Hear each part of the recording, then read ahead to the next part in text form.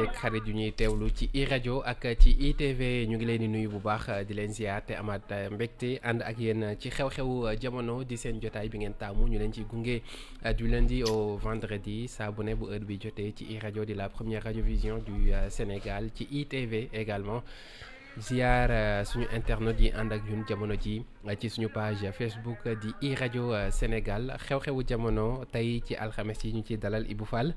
maa ngi lay nuyu te amaat mbégte dalal la ci xew-xewu jamono. Mohamed maa ngi lay nuyu di nuyu say kilifa di nuyu say auditeurs internautes yeeg téléspectateurs yi waaw. buub si moom tey ñoo ko woowee aatu. dafa réer mbaa jaaxal na ma de. non 31 décembre bii. gisoo ko déggoo ko. ay bal poussière ak ay 2 janvier lañ koy gis. mënatul def comme ça baal ba moom. maa ngi jégalu ci li ma ko wax d'abord. déet moom kay non xam naa ne daal ay 3 janvier ak yooyu laa gën a gëm. ñu seet rek. fekk te xam nga fête yi dépense yi dina bëri kon xëy na kii bi gaaw a jeex. non yow taw aussi. oui. xam nga temps yi kii ay baal ak yooyu c'est gratuit surtout que moom dañ koy invité fu ne ñëwagul de.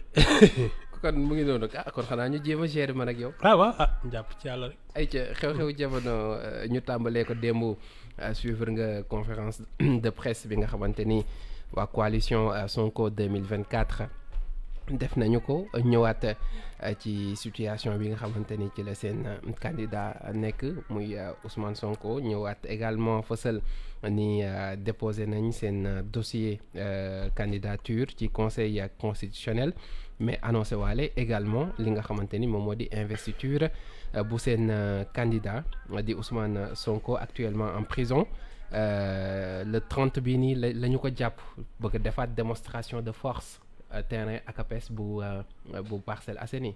Stade Maître Abdoulaye Wade sax lañ bëggoon mais xam nañ ni nee nañ duñ leen ko jox. waaw man j'avoue que seen logique laa comprendre. seen logique nga comprendre. ça veut dire quoi. man kat li ma gis ci situation bi nga xam ne ceux qui organisent les élections ont décidé qu'ils ne participent pas. C'est-à-dire les fonctionnaires de la direction générale des élections et cetera ñoom ñooy installé kii bureau de vote yeeg centre yooyu ñooñu joxuñ la naka fiche de parrainage. waaw. munoo dem jëli. caisse des dépôts et consignations mënoo joxe sa caution oui. waaw soo ne candidat nga ba tey kay seetaan la rek. c'est bien. seetaan lan nga gis ni moo dëng ci seen logique. Non, mais quand il devait faire de la politique, c'est-à-dire s'occuper d'une candidature, dafa yàgg dès après 2019 nga xam ne kii il a fait un excellent score à la présidentielle ca boobu lañ naroon commencer d'abord encadrer ko xam ne c'est devenu une machine électorale c'est plus quelqu'un qui doit se promener ça dans la rue. Et lui faire éviter tous les pièges. si wolof. sàmm ko. mu bañ dugg ci lenn toppatoo élection bi nga xam ne su boobaa parrainage am moo ciy njëkk cotisation yi comme ñoom dañ doon cotiser rek kii bi féetee boor seet ban logistique ak ban programme les proposé Sénégalais bañ ko dugal ci ay. dem tribunal dellu si ñuy toj sa oto di la dugal di la génne di la bajam ba nga mujjee ci kaso bi waaw bi ñu seetaane loolu ba mu jeex. mu des c'est comme le lièvre et la tortue lièvre bi xamoon na ne moo dàq daw tortue bi. mu tëdd di nelaw ak di kaf tortue bi di yollo si ba mu des les 10 derniers mètres. lièvre bi jóg naan da koy dab fekk c'est trop tard. ñoom bi en fait dafa mel ni ils ont préparé la présidentielle en quoi depuis 1 mois ou 2 bi ñuy dugg naan il faut ñu suñu candidature. Non une candidature ça se prépare intelligemment. fable boobu noonu leçon de morale bi moo nekkoon ni partir à point dañu raté départ bi. ouais ñoom dañu départul sax. c'est-à-dire que ils se sont embarqués dans des histoires yoo xam ni ça n'avait aucun lien avec la politique. léegi nag ñu bëgg ne da ngay nekk candidat par force. ah non mais ñoom dañ jàpp ni ba tey bu ñu dégloo ci seen i kàddu déposé nañu kii dossier que ni si état de droit la ñu nekk et que tey yoon am na lu mu may seen candidat donte ñi nga xamante ni ñoo fi nekk nee nañ duñu ko jëfee lépp dañ ko rejeté waat ci ñi nga xamante ni ñoom ñoo ñu jiite parce que y a une décision de justice boo xamante ni appliqué guñ ko. xam nga man lan moo ma jaaxal. oui. Il y a une condamnation à 2 ans de prison ferme par contumace. Ousmane Sonko n'a pas la possibilité d'interjeter appel parce que c'est une condamnation par contumace. Son parti est dissous. Ça veut dire que moom ak pratiquement le directoire là, ils seront presque interdits d'activité politique pendant une durée. ñaar nee nga da ngay dem jëli say fiche de parrainage ñu tere la ko. nee nañ la retirer nañ la. ñi ci liste électorale yi. Mais et jusqu'à présent il considère que sa candidature est possible. C'est très bien. mais xam nga ñaar yi nga mujjee wax dañu lié muy dem retrait fiche parrainage yi ak retrait turam ci liste électorale yi. parce que rapport cause à effet la direction générale foofu la sukkandiku des élections pour bañ ko jox ay fiche am. mais y a une décision de justice bu ko réintégrer. boobu jëfeeguñu ko. ñoom nag ci loolu la ñuy sukkandiku jamono ji ne xëy na tôt ou tard yoon li mu wax xëy na dinañu ko jëfee. bu dee ci état de droit la ñu nekk. ba foog naa l'agent judiciaire de l'État déposé na. voilà son ci pourvoi cour suprême voilà bi. d'accord. Ouais. Donc ba léegi kenn xamul lu mu doon. non mais man yooyu yëpp c'est bien. Comme on dit on est dans un état de droit mais un état de droit c'est en situation normale. Man je suis convaincu que l'histoire de Ousmane Sonko c'est pas une histoire banale c'est pas une histoire qu'on rencontre tous les jours. di nga ma dugalaat ci raison d'état. falaa jàpp de man falaa jàpp son histoire relève de la raison d'état. léegi nag bu ñu ko tënkee foofu moom du ñu bouger. dama ne la la preuve. Ouais. les autorités là noonu lañ ko doxalee. loo leen expliquer ñu ne la waa c'est bien c'est gentil mais kii du bokk waaw ça c'est ku bëgg a gis leneen tam sa affaire man de je suis convaincu que ces gens ont décidé les autorités de l'État et je parle pas des états-majors politiques. Je parle de ceux qui sont chargés de notre défense de notre sécurité et des piliers de l'institution. ñooñu di mais contradiction bi nekkoo foofu bi nga ne léegi kilifa yi loo mënti wax ñu la waa d'accord mais kii du bokk donc est-ce que raison d'état ça veut dire empêcher quelqu'un mu participer à une élection présidentielle? C'est pas empêcher quelqu'un. C'est quoi alors? C'est considérer quelqu'un comme un ennemi de son pays. boo ko tekkee ci wolof. mooy. Comment dire ça? dañu ne kii. da noonu Sénégal la. mënuñ ko permettre mu jiite ko. kan moo wax loolu. mais c'est comme ça que moi j'interprète l'affaire. parce que quand on en arrive à la raison d'état. appel à l'insurrection. association de malfaiteurs en lien avec des trucs terroristes, etc. mais qu'est-ce qu'il y a de plus grave. mais loolu tuuma la ba tey. waaw mais ñi ko tuumaal xam nga ñoom ñooy organiser élection yi. Voilà. C'est tout. Donc kon raison d'état bi day ñëw ci empêcher quelqu'un. En tout cas mu ngi ci kaso bi. non mais attends il est en prison. Oui. Pour des raisons qu'ils ont énumérées. Il y a 8 chefs d'accusation. wax jooju ci man moo gën a garaaw leneen loo gis. wax nga ma fii ne ma loolu pour yow moom mooy priorité. li ci des c'est secondaire. Moi je pense que c'est une question. mais c'est tellement lié dafa jaxasoo ba parfois pour ñu. Non moi je pense non xam nga ce qui m'inquiète encore plus. Oui. C'est que ces avocats ak yooyu. C'est comme s'ils faisaient de la diversion. C'est-à-dire que ils sont en train de se battre pour une candidature.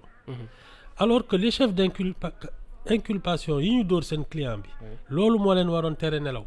ah mais loolu yeggaguñu ci parce que procédure bi mu ngi doxandi instruction bi mu ngi wéy parce que xam nga.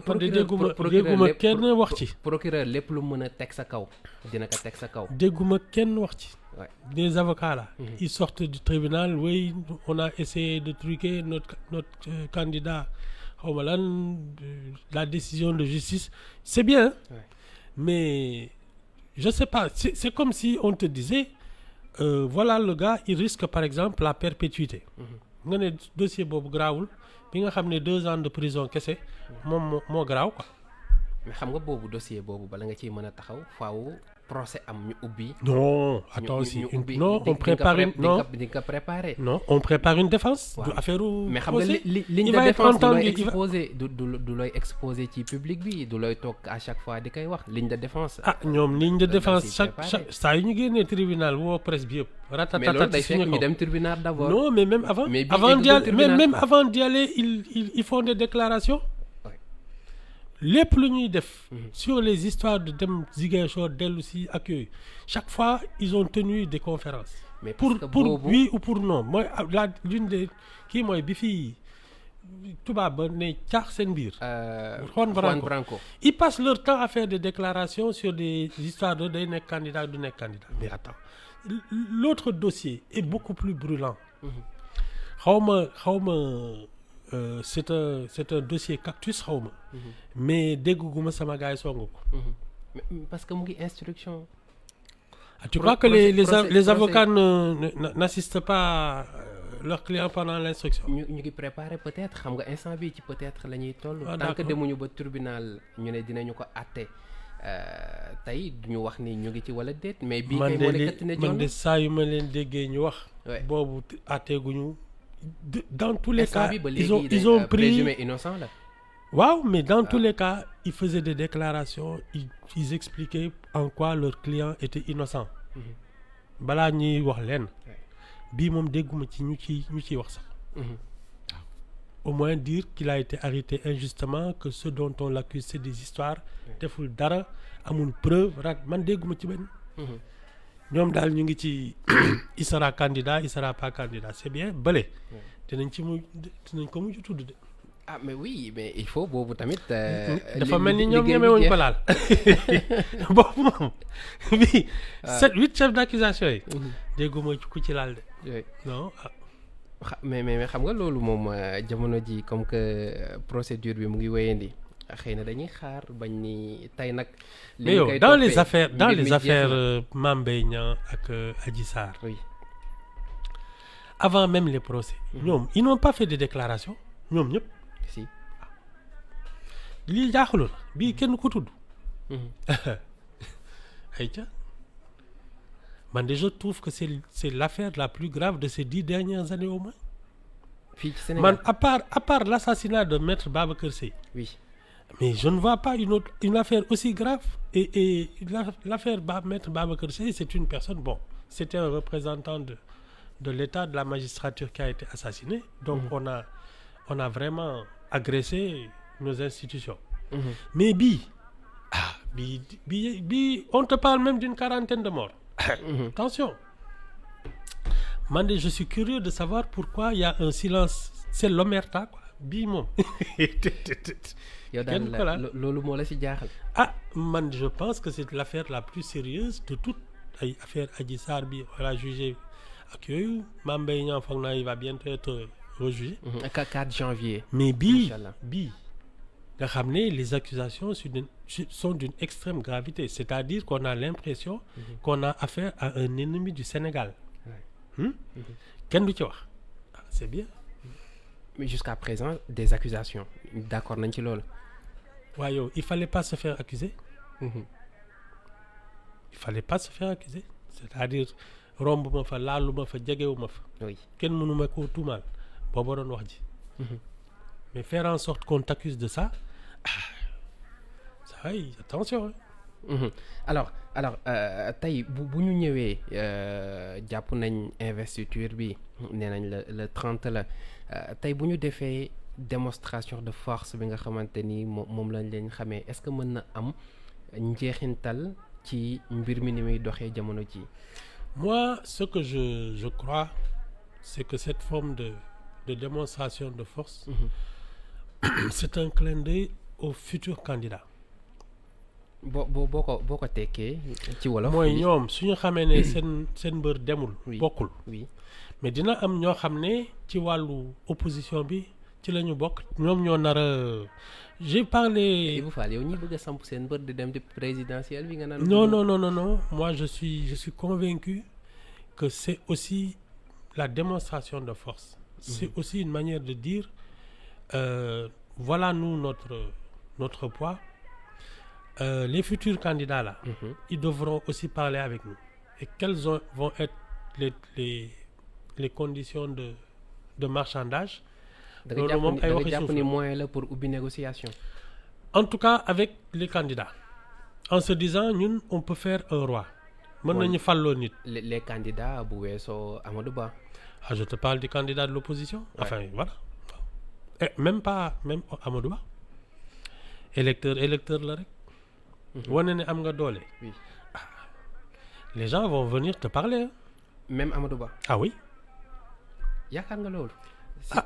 yow mës nga gis politicien bu xelam di tey ak yaramam di daw. waaye ma waay. non il faut de toute façon si ils représentent une vraie masse critique ils vont intéresser tout le monde. Moi je pense plutôt à ça qu'à autre chose. moom aussi diversion nga ko jàppee. non c'est un appel d'offres. waaw ñun nii lañ toll léegi nag wax leen nag élection yaa ngi ñëw mais parce que Yewwi Askan Wi quand même aux dernières élections c'est 1,70 million électeurs. Dis-toi que Ousmane Sonko est peut-être les 800 000. Disons ça comme ça. ku teg la say tànk ne la j'ai 800 000 électeurs doo wax ak moom. C'est ça hein? Je suis convaincu que ils vont essayer de montrer que mënoo fi def dara te bokkuñ ci léegi nag seen candidat bi moom je pense que dañ koy mbubboo nii rek mais sa candidature pour man elle est improbable. léegi lan mooy des. mooy wax ak ñi mën a dem. c'est la fameuse nu mu tudd les vautours là yi doon. léegi ñu ñëw de. ah oui non c'est man de noonu laa ko gisee. wane sa bopp toog tegle say tànk xaar. mais dem bi daal jàpp nga ni moom mu mënul am. la candidature la. oui la candidature. bi ma ko fi waxee kañ la. yàgg nga ko wax. jeex na. mais ñoom ba tey ñu ngi ci combat bi bàyyi. man kay man nag je commence à devenir admiratif parce que dëgg ci boppam nii. non ñoom ils ont le cœur bien accroché. mais il faut être endurant ci arène politique bi. dëgg la. tant que coup de sifflet final bi dooruñu ko tant que conseil. non coup de sifflet final bi. même Ousmane Sonko ko wax. même Ousmane Sonko. moo ko fi wax. cooki fin bi oui. moi je pense que c'est à ce moment-là effectivement que c'était le baroud d'honneur. c'était jàll mbaa jàllul biñ ko jàppee denc ko.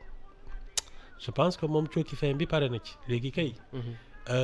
qui va récupérer son vivier électoral wax jëju fa la toll. et parce que la démonstration de force là c'est aussi de montrer quel est son vivier électoral.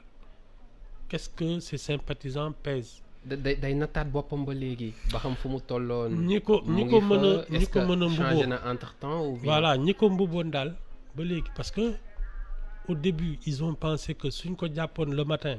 le soir dëkk bi tàkk le lendemain ñi génne ko ça ne s'est pas passé comme ça. grève de la faim na fi foog ne dëkk bi dina yëngatu ça ne s'est pas passé comme ça donc ça veut dire qu'à un moment ou à un autre il a perdu de son influence. Et moi je suis convaincu que quand tu es hors course soo bokkutul ci géew gi dañ la koy rusee rek mais pare nga léegi ñi nga xam ne ce sont des mécontents ceux qui aujourd'hui ont exprimé leur hostilité à ce régime ñooñu suñu mënee dajaleaat wane seen bopp foofu la ñuy naan ñii naka la ñuy waxee ak ñoom mais je ne pense plus que ce soit l'avenir d'Ousmane Sonko qui soit en cause. Non. alors loolu dinañu ci xam dara parce que xam nga tey sax le conseil constitutionnel waroon def tirage au sort bi ngir mën a xam voilà ñan ordre de passage bi mais dañ ko dàq ba ëllëg si aljuma bi ci lu ñu mujjee jot si ay information alors bu ñu sukkandikoo également ba tey ci information yi nga xamante ni jot nañu ko au moins y a plus de 90 dossiers yoo xamante ni déposé nañu ko mu ëpp li ñu waxoon démb ñenn ñi jàpp ni record la ci présidentielle boo xamante ni def nañu ko Sénégal. waaw mais de toute façon man je suis ma grille d'analyse ci les candidatures potentielles. C'est vraiment la dernière configuration électorale man loolu laa jàpp ne ku ci nekk am nga sa poids. Bon, c'était il y a moins d'1 an. Ouais. Il s'est passé 2 choses. Lesquelles? Les 2 favoris potentiels, Macky Sall et Ousmane Sonko, sont hors de course. ñoom duñu bokk. ñoom bokkul. Donc moo indi xaajaloo benn bokk yaakaar parce que tu peux considérer même que Idrissa Seck ci lay bokk Boun Abdallah Dionne. Mimi Touré ak Amadou Ba te ñoom seen clan le clan présidentiel à la dernière élection n'avait pas de majorité. Bon, Yewwi Askan Wi on peut considérer que c'était la locomotive. Ousmane Sonko, je pense qu'il a fait 700 000 voix aux dernières élections à peu près. Jot na yokk ci diggante bi disons qu'il est autour des 800 000 voix. Bokkatul. Donc ñi nga xam ne ñoom lañ dendal. Oui. Comment vont se disperser les voix qui auraient voté pour lui? Je pense qu'en priorité xëy na dinañ am quelques nu mu tudd candidats qui ont été dans le truc de Yewwi Askan Wi. On peut penser à Déthié Fall, les gens de l'opposition quoi. Oui. Déthié Fall, Pur, le Pur qui a une redoutable machine. Parce que même depuis 2017, c'est le même score. Tu as le Pur, tu as Aïnom Khalifa Sall, parce que quand même, voilà. Bon, même si Khalifa, oui. Une hostilité est née entre eux, on ne sait pas trop. Ah, mais tu sais, hostilité bi tam, xam nga ñenn ñi. C'est peut-être pas forcément Ousmane Sonko, mais c'est celui qui est capable de sanctionner le régime. Ça veut dire que si le principal opposant est parti, quelqu'un va prendre sa place. Est-ce que ce seront les gens de Yewwi Askan Wi?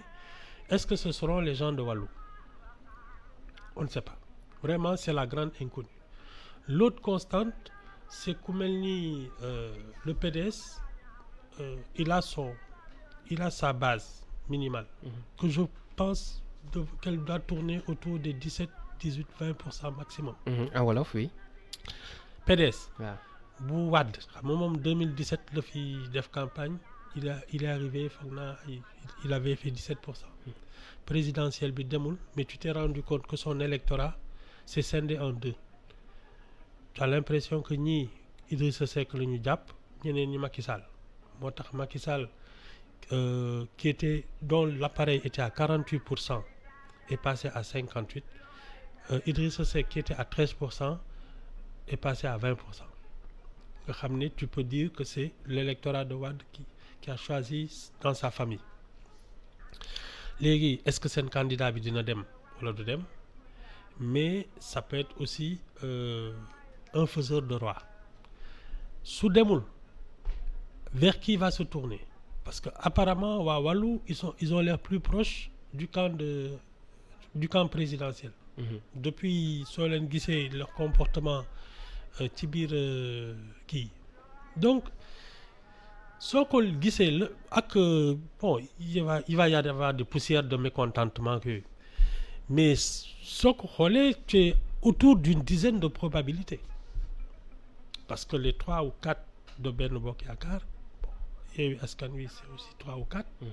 on est à 8. Walou, c'est déjà voilà une possibilité de se scinder aussi ou de truquer. Bon, maintenant tu as les résidus quoi. ñoo xam ne mooy plus fort reste rek. les résidus il faut yow tamit. plus fort reste la di ñooñu fekkee ma ci boole genre ñooñu la rek non mais waaw si on se retrouve avec une dizaine de candidatures ça va être même trop mais bon. Ça va être même trop. Ouais mais non on peut aller jusqu'à là. Mais pour man organiser des élections avec 10 candidats c'est trop. alors jamono boobu ki nga xamante ni moom moo di candidat bu coalition Benno Bokk Yaakaar moom mu ngi ci inauguration yi. dañu waxoon ni inauguration et mise en circulation BRT bi le 27 la ñu ko jàppoon alors démb gis nañ Amadou Ba inauguré na ko mais annoncé que ni 14 janvier xëy na si la mbir yi di commencer. c'est le temps Macky dafa bàyyi inauguré. voilà c'est le temps des inaugurations. Macky dafa bàyyi inauguré lan laay d'habitude dama doon inauguré. loolu d'abord lan mooy jàngat bi puisque investir nañ ko ba pare. man daal xam naa ne Macky moo doon investir. léegi su dee Amadou Ba mooy investir rek. mooy inauguré. mooy inauguré waaw. nga xam ne kay nañu wax ji rek. lan mooy wax ji. ñu ngi ci campagne bi c'est tout campagne nga ko jàppee te y avait du monde non mais attends c'est quand même le bilan de Macky Sall. C'est-à-dire que ce serait une, comme je disais à l'époque, une visite de chantier. Je trouve que c'est normal. Bon, surtout que mise en service bi c'est dans combien de temps? Avec quelques semaines. Mais bon, su dee léegi Amadou Ba mooy inauguré bon c'est aussi la passation de témoins c'est logique. moom moo ko kii donc ça veut dire qu'ils sont entrés en campagne. Dépôt de candidature beeg yooyu c'est parti. Bon maintenant waaw seetaan na nag. parce que ñëpp ñu ngi doon posé wu question bi lan moo tax Amadou Ba ba léegi si ombre Macky Sall daanaka daf ko doon nëbbu sax mais ñu gis depuis un certain temps ngi nii ba fa mel ni Macky dafa def retrait. bàyyi ko mu jiitu. waaw parce que bon de toute manière tu sais Macky Sall reste un chef d'État. Donc prématurément lui faire de l'ombre ça peut même influer sur le fonctionnement de l'État. xam nga. Mais plus on approche de la présidentielle, bon, il va continuer à expédier les affaires courantes certainement, mais plus il sera obligé de transmettre parce que si nous duggee ci campagne bi, vacances de poste là. Tu es sûr que quelles que soient les décisions que tu prends, elles ne peuvent pas avoir de portée à long terme. Donc voilà. Et dans cette logique, il vaut mieux transmettre sa légitimité à son candidat. nañ leen seetaan rek mais l'idée moom taamu ko woon de. mais inauguré na ko démb mais comme ni ko nit ñi yaakaare woon ni buñ ca paree xëy na tey am na ñoo xamante ne dinañu ko mën a jël dem mbir mi du demee noonu liggéey bi àla kulli haal nañ wax ni des na. Ça également est-ce que nekkul ni li ñenn ñi doon wax que ni président bi bu demul xëy na duñu campagner le bilan ak les moyens de l'État ak yi ni mel est-ce que du si indi jeexi jaaxa. xaw ma yan moyen la ñuy kii de mais xam naa ne daal les véhicules les moyens parce que tam il faut pas qu'on se fasse d'illusions. ñooñu c'est pas des privés qui ont fait fortune ailleurs man maa ngi gis benn un des candidats là. oui xaw ma Abdoulaye Sylla xaw gaa yaa ngi def une com sur son jet privé sur xaw ma ay 4x4 ak ay kenn xamul. kooku on peut pas dire que il fonctionne avec des même si il s'est enrichi avec les marchés publics parce que fii malheureusement ce sont les marchés publics qui enrichissent. Tu fais des affaires avec l'État qui est le premier client et c'est pour cela que notre économie est biaisée. C'est parce que c'est elle qui fait les riches et fait les pauvres. Mais quand toi tu es le tenant du pouvoir, les gens sont indifférents au fait que c'est avec l'argent public que tu mènes une activité privée mooy li ma doon wax day dem France en mission mais il en profite pour visiter des militants de la diaspora. Oui. Leur conseil présidentiel là day ànd ak militants yi taxaw nga nuyonteeg ñoom def ay yëf mënoo ci wax nañ ba sonn waaye dara. loolu dafa dem ba nekk tradition ci mais ba ci le chef de l'État quand il va à la Mecque il prend l'avion présidentiel yóbbaale ay nit c'est l'argent public ba ci loolu c'est que nous on n'a pas je pense qu'on n'a pas encore vraiment mis de l'ordre dans ce genre de sujet. Parce que je trouve que c'est pas normal. C'est une activité privée. Les partis, justement, doivent montrer comment ils se financent. Et à partir de là, on sait comment tu mènes une campagne électorale. Mais c'est le flou absolu pour tout le monde. tey si maa ngi koy wax sànq c'est le temps des inaugurations est-ce que le bilan disons matériel bu fi Macky Sall di bàyyi mën na servir grand chose à Amadou Ba.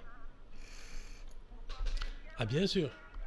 ci naka parce que dañu gis législative yi weesu amoon na faille boo xamante ni am na ci stratégie bi ñu jëloon surtout ci wàllu communication. Non, moi il y a deux choses. Oui. Un bilan, les gens ne votent pas pour un bilan. Ça c'est un. Ndax yàgg naa ko fi xam déet. Oui. On vote pour des propositions d'avenir. Mais un bilan peut te crédibiliser. Maanaam ku la jox ndékki su la nee xaaral añ nga mën ko yaakaar. Il a fait partie des concepteurs du PSE, il a fait partie de l'équipe gouvernementale. Macky Sall lui a fait confiance. Il peut dire voilà la qualité du travail depuis pratiquement qu'il est entré dans le gouvernement. Bon, déjà il était directeur des impôts et domaines xaw ma balaa Macky Sall di ko def ministre. Donc c'est un serviteur de l'État. De ce point de vue, on ne peut pas douter de sa compétence. Maintenant, est-ce qu'il a une vision? Parce que c'est différent. C'est quoi la différence? Le troisième œil, tu peux être compétent parce que tu as été formé pour servir l'État. C'est un inspecteur des finances, il sait à peu près comment fonctionne un État.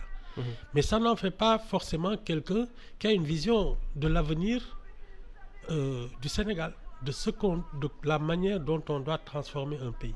Ça, c'est autre chose. Les gens qui ont ce troisième œil, cette vision qui peut regarder à travers des siècles au devant en disant àdduna bi fii la jëm nii la ñu war a tabaxee dëkk bi pour mën ko fekkee. projection yi. Ouais. Ça c'est pas tout le monde qui l'a. Et c'est ce qu'on est en droit d'attendre des candidats. Donc booy wax talent. C'est ça. Loolu aussi il y a du talent et il y a de la vision. De la vision il y a une forme de. C'est ce que j'appelle un troisième œil. Tu vois l'avenir, tu le comprends. Et tu peux anticiper. C'est ça qui va être, à mon sens, ce qu'on peut arbitrer. Moom, le fait d'avoir servi l'État pendant toute sa carrière. Oui, en wolof. ci état bi la mës a liggéey. Oui. Donc mënuñu ne xamul état parce que loolu lañ ko muulee mais li ñu xamul mooy est-ce que xam na fu mu war a jëmee réew mi. te loolu ci campagne bi lañ koy xamee comme tous les autres candidats. Moom il a l'avantage de dire man bokk naa ci équipe bi fi bàyyi lii wane ay stade wane ay autoroute wane ay pont ay kii ne bokkoon naa ci ñi ko doon lijjanti koppar yeeg yooyu. Il paraît que c'est l'un des ministres des Finances qui a le plus ramené des investissements. On parle de 11 000 milliards depuis qu'il est.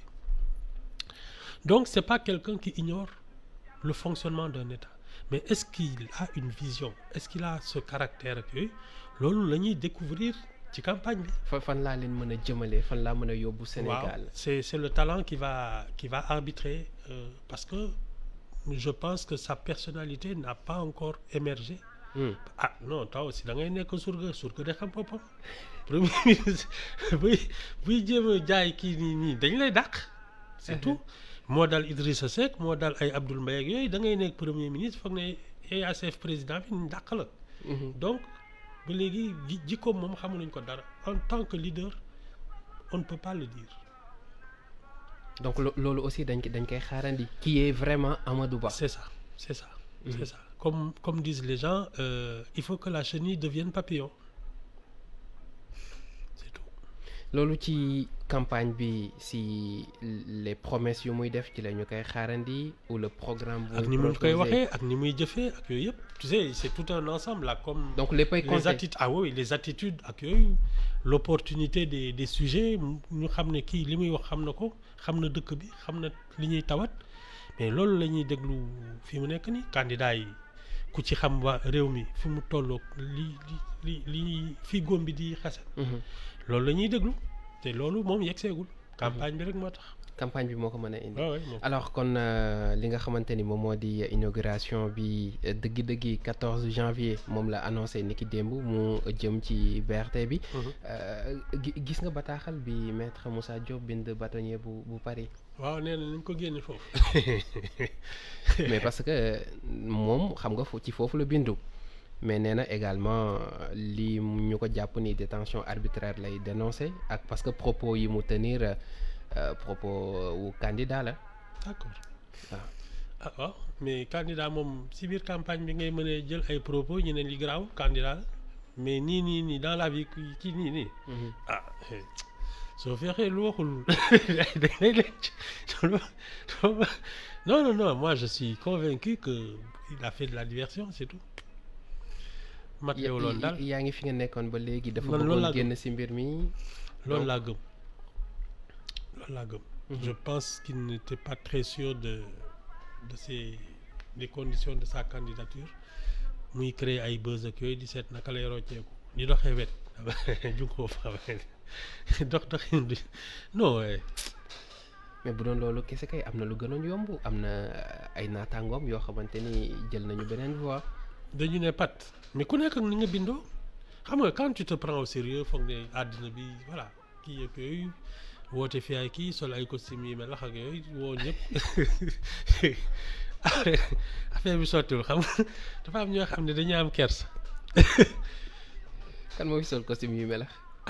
gis naa ko muy costume de wala du moom. mais non mais bëri na ci dañuy sañse moom. te nee itam lii day violer accord bi nga xamante ni am na ci diggante. Barreau de Paris ak bu Sénégal. waaw man parce que mënoo jàpp ne. man daal li ma jàppoon. mooy bi mu xëyee ne candidat à la présidentielle. vraiment waxi parrainage ak programme ak caution ak yooyu laa doon xaar ci moom. oui mais xëy di ñuy naan Macky Sall day jënd ay fetal. oui dëkk bi am na jama. moi je trouve qu'il a fait une sortie de route. et que c'était volontaire. c'était de la provocation. maintenant ça y est. mu ngi noonu Ibou Fall xew-xewu jamono fii la ñuy yemandi. waaw ba semaine prochaine. yow moo nekkoon suñu. dernier de l'année dernier numéro yi bu année 2023. ñu tàggu suñu auditeurs yeeg internautes yeeg téléspectateurs yi. on leur donne rendez-vous en 2024. incha allah. on leur souhaite nos meilleurs vœux Sama Saga club bi. dama leen di defal. yaa ngi leen di tooñ ñu wàññi saaga yi. Bon, les internautes, les trucs, on se donne rendez-vous l'année prochaine et puis nous xool candidat yeeg campagne bi dina xumb de. Inch'Allah. et ma nuyu say kilifa ñaanal leen tam. vraiment wér non si daf ñuy topp yow 2024 day xumb xam nga da ngay gaaw a déborder te bàyyi rek ma téye ci kilifa yi maa ngi leen di ñaanal gudd fan ak wér ak vraiment seen xool sedd seen kii ci 2024 bi tam. amiin ñaanal la ko yow itam bu baax a baax. allez non mais jox la rendez-vous incha allah semaine prochaine. yemook ñuy dugg ci année 2024 bi c'est toujours un plaisir comme ni ma koy waxee di ànd ak yow ci waxtaan bi jaajëfal la bu baax jaajëfal téléspectateurs yi auditeurs yi internautes yi man incha allah ëllëg xew-xewu jamono ak professeur Mbaye Thiam lañ ci dalal jaajëfal El Hadj Birane Cissé bi féete woon ci xarale gi si kàddu gi Mohamed Kandji la woon léegi-léegi di ngeen am jukkib xibaar yi ci iRadio ak Antoine Diouf buñ ca noppee ngeen ànd ak Cheikh Sarr ci xorom ci cin xibaar yi wéyandi si www.imedia.sn. Merci à tous et excellente journée.